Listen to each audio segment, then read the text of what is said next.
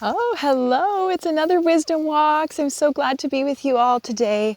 Today on the agenda is actually going to be the discussion around joining spiritual groups and being able to discern whether or not the spiritual groups are in your highest good or for your best interest.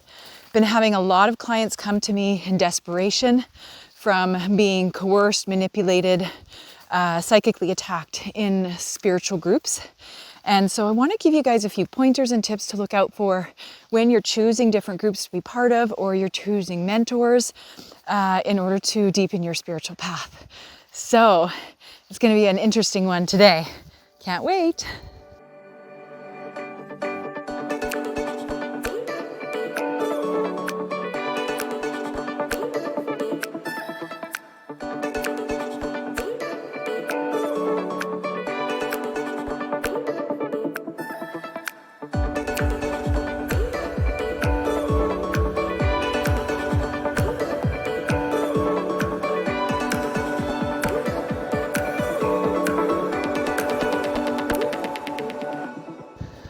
All right, let's dive in today and let's talk all about this idea of some spiritual groups who are presenting as angelic, presenting as divine, but perhaps are the wolf in sheep's clothing. And as I mentioned in the intro, this has happened to several of my clients who have come to me because they have been part of groups that are using typically fear as a control mechanism. And fear is absolutely one of the mechanisms that is used by many people, through advertising, through all government agencies even. We see fear as a key thread in trying to keep people in control. But when we use fear as the mechanism in order to convince people to do certain things, buy certain products, what happens is it sinks the vibrational frequency of the entire structure, and it sinks the vibrational frequency of you as well. And so when we make decisions out of desperation, what happens sometimes is that we fall into this trap. And once we're in the trap, then more fear is embodied, and the cycle actually perpetuates and gets worse. So the number one thing for you to watch out for when joining spiritual groups is, are you joining out of fear and desperation? That's the question to ask yourself. Am I so desperate to find love or to find connection or to find whatever it is that they are promising that I'm willing to do whatever it takes? And if that's the case, I'm going to invite you to step back, because the real truth is you have everything that you need. And I'm not saying don't get mentors.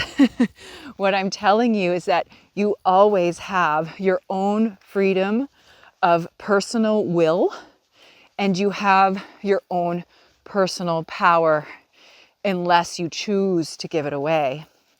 And this is also coming up, not just with my clients, but this is coming up in a really big way. It's even showing up on television. Netflix just released a documentary, and I believe it's called Escaping Twin Flames.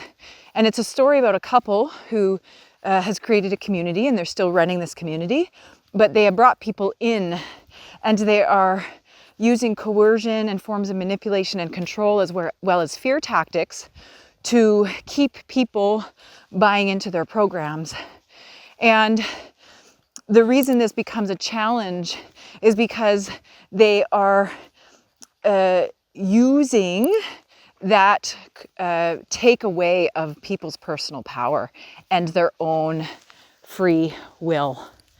And so it gets dangerous, and it turns into a slippery slope, because now all of a sudden these people are giving away all of their power and all of their control to other people. And what that's doing is it's dissolving other relationships and dissolving their own inner trust and their own inner knowing. So the other thing that I want to bring up around spiritual groups is that some of them might even appear cult-like, by the way, and the cult is a word that is used a lot in spiritual communities. And so one of the other cautionary tales around, joining these spiritual groups is to also be very watchful for groups that don't make you feel better but make you feel worse. So this is the second thing to watch for. Number one, are they using fear to convince or to manipulate or to teach me something? Number two is, am I feeling better or am I feeling worse? And then I've heard of some spiritual teachers that say, oh no, the pain, you must go through this pain and you must endure this suffering in order to get to the other side. And I will say that, yes, sometimes there is a process in which we do experience some suffering as we are ascending or as we're moving all the baggage and all the stuff that's been buried for a long time. So there will be moments where we won't feel our best as we're moving the energy, but in staying in it, okay? And the prolonged suffering, that is the second red flag, okay? So if you do have to go through temporary suffering to get to the other side, fine, but is it prolonged suffering and is it perpetual? Like, does it keep just hitting you, okay? So this is the second thing to watch for in spiritual groups. The other thing to watch for, the third thing to watch for, is the use of their language. Are they telling you that there is only one path and that their path is the only path? So, for example, if I were to say to you that you must believe in God and you must call it God and you must identify it as God, and that's the only way to truth, then there is concern about that, because then again, that's also taking away the power of your free will. And it's one of the true gifts that has been bestowed upon us from divine creator God. And so this opportunity to, really start thinking about, okay, like if I'm being shown that there's one path and only one path, then what it does is it takes away from our own power of free will. Okay, so just really reminding you of that. So they will use words like, you have to do it this way, this is the only way, or you need to do this thing. So some of the other things that do show up with these organizations is that they'll use tools that are spiritual in nature, that on the surface look really good. And one of those techniques is the mirror technique. I've even talked about it on these wisdom walks before and how powerful it can be. And in this particular documentary of the Escaping Twin Flames, they use the mirror technique a lot, but they're missing some of the components and they're overusing the technique. So when someone's in a really vulnerable space already and their self-esteem is low, when you use the mirror technique, if you don't have all of the pieces of the puzzle, then what happens is people actually carry even more burden and they feel even worse about themselves, which is actually not the intention of that technique. And so they'll use these spiritual techniques, but they'll be somewhat distorted or somewhat manipulated that is actually causing more destruction. And so that's the next thing to look for. So are they using fear? Are you in prolonged suffering, right? Are they telling you that their way is the only way to your freedom, to your success? And are they using spiritual tools that are incomplete or overused? Those are some of the key things to look for. And probably the most important message that I want to share today is that your intuition does know what it's doing. Even if it leads you down a path with a group or community or even people that you thought were, your soul family and just amazing, and it turns sideways, it's because you needed to go through that experience for a reason. There was some learning or something in it for you, right? And so reminding you of that.